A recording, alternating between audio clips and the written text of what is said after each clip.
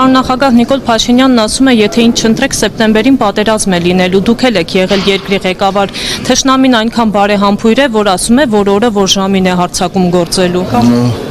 Գիտեք, նախ ասեմ, որ բոլոր սոցիոլոգիական հարցումները խոսում են այն մասին,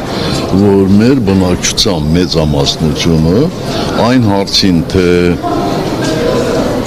իշխանափոխության պարագայում ավելանում է պատերազմի վտանգը, թե պակասում,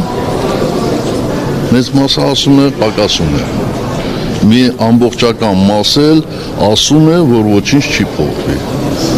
Այսինքն նրանք, ովքեր ասում են, որ իշխանափոխության պարագայում պատերազմ կլինի, փոքրամասնություն են մեր հասարակության մեջ։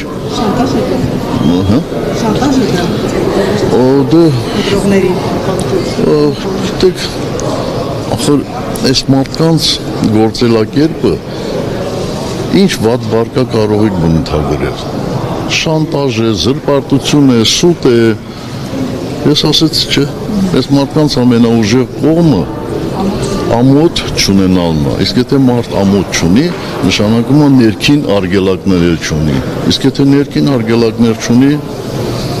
լեզուն առաջ անգնում էլի։ Ինֆորմացիան որտեղից իրեն ուղղակի, որ ասում է հենց սեպտեմբերին։ Իրանք։ Դու երևի իրանց գործընկերները ասել են, Ահա, պարոն Սարգսյան, ըստ էության